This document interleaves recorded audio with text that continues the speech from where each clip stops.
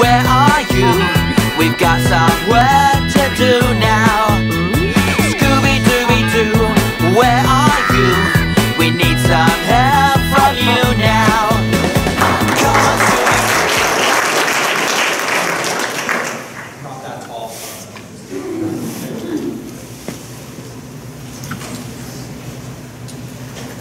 All right.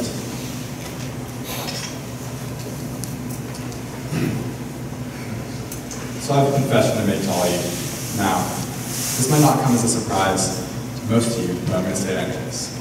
I am not the perfect Christian, nor will I ever be. I'm not even a good Christian. At best, I am maybe a mediocre one. I've sinned in too many ways to count, and have more doubts about God than I'm proud of.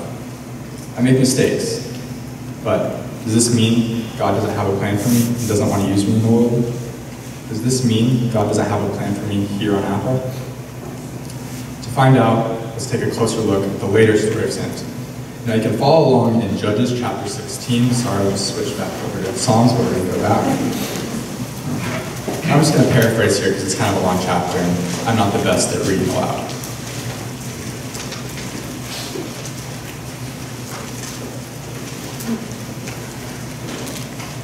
So as Austin said, Samson was not allowed to cut his hair in order to show devotion to God.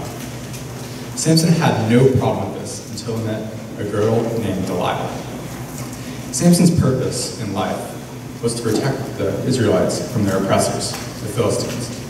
The only problem here was Delilah was a Philistine. Throughout the early story of Samson, there are tales of Samson using his strength to completely destroy the Philistine armies. One account recalls Samson killing 1,000 men with just the jawbone of a donkey. So naturally, the Philistines were angry and almost fearful of Samson. The Philistine rulers saw Samson's lust for Delilah as an opportunity to finally defeat the last stronghold of the Israelites. The Philistine rulers bribed Delilah to find out how they could finally defeat Samson, proving that Delilah did not feel the same way as Samson did about her. At first, Samson did not give in to Delilah, attempting to keep the source of his power secret. Finally, after Delilah was very upset and animated, claiming, "If you love me, Samson, why don't you just tell me how your powers are? I don't like it when you lie to me." Finally, Samson gave in. He told her that his hair must not be cut in order to prove that his strength from the Lord comes from his hair.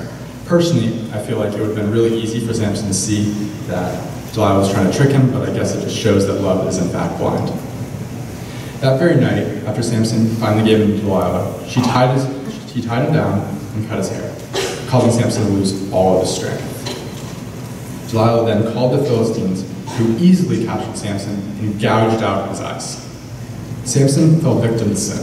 His whole life was filled with sin, and his lust for Delilah was ultimately his downfall. When we look at Samson, we do not see a gold star example of a follower of God. Samson loved to sleep with many women, most of whom were Philistine. He had a large amount of pride and often went into rage and massacred hundreds, if not thousands, of men. He ate and drank things which he was not allowed to do, and he also touched dead bodies as well. His lust for Delilah led to his capture and loss of his sight. This is not a person I would expect to be guided by God.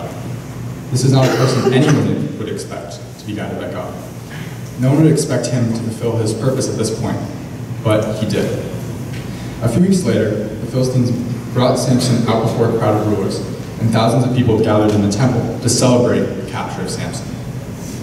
Samson's hair had begun to grow back while he was in prison the previous weeks. So, as they laid him against the pillars, Samson prayed. And in Judges chapter 16, verse 30, Samson said, "Let me die with the Philistines." Then he pushed with all his might and came down the temples on the rulers and all the people in it. Thus he had killed many more when he died than when he had lived. Samson's job was to deliver the Jewish people from the Philistines. He was nowhere near perfect. In fact, quite the opposite. But God still had a plan for him. God still loved him, and God still used Samson to fulfill his will. No matter what Samson did, God did not turn his back. He used Samson no matter what. Often, I feel, and you may feel the same way, that the only way to be used by God is to be the perfect Christian. And if I'm not an ideal Christian, God does not want me, or he does not want me to do his work in the world.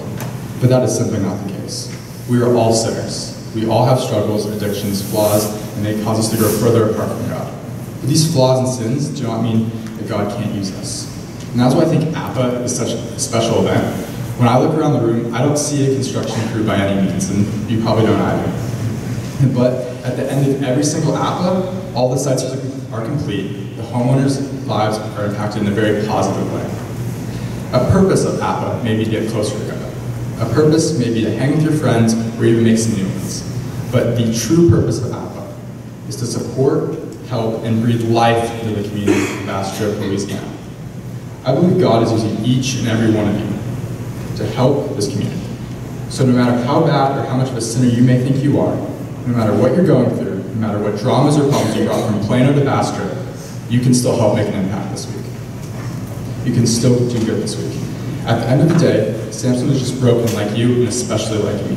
But he was still able to fulfill his purpose, and we can fulfill our purpose this week. We are the hands and feet of God. So tomorrow, let's go out with great energy and enthusiasm and do what God has planned for us. Thank you.